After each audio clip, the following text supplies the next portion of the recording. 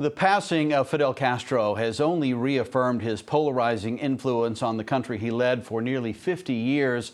While many native Cubans here in the U.S. have rejoiced in his death, tens of thousands of Cubans are lining up this week to pay tribute to the former president and revolutionary.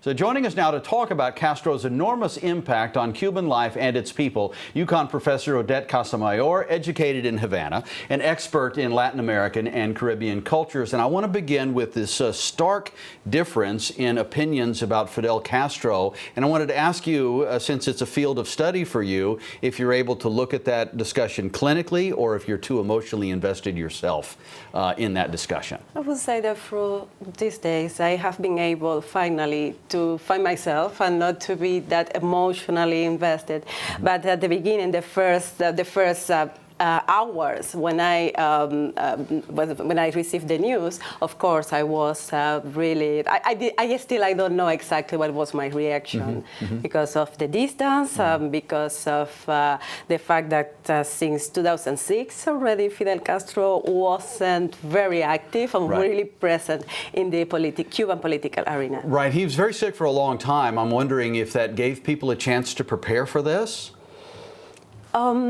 I'm not sure of that. I think that Fidel Castro was a real phenomenon in our lives. So it's more I would say, in an existential level. So you are, even though it wasn't a surprise, because he was really suffering from a long time.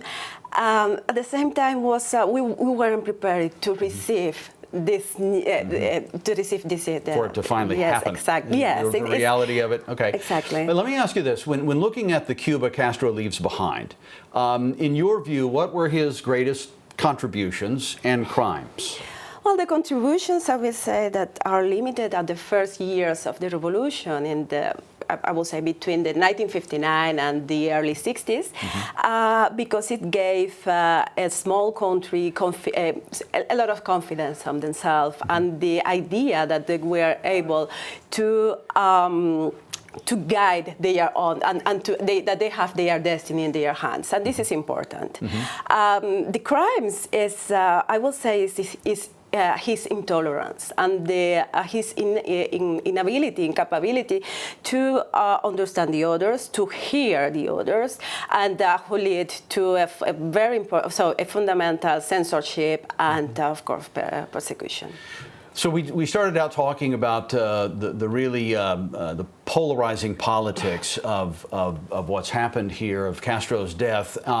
It's that way here in the U.S. What do you think the conversations sound like in Cuba, in Cuban families? Do you think there's the same stark difference of opinion there?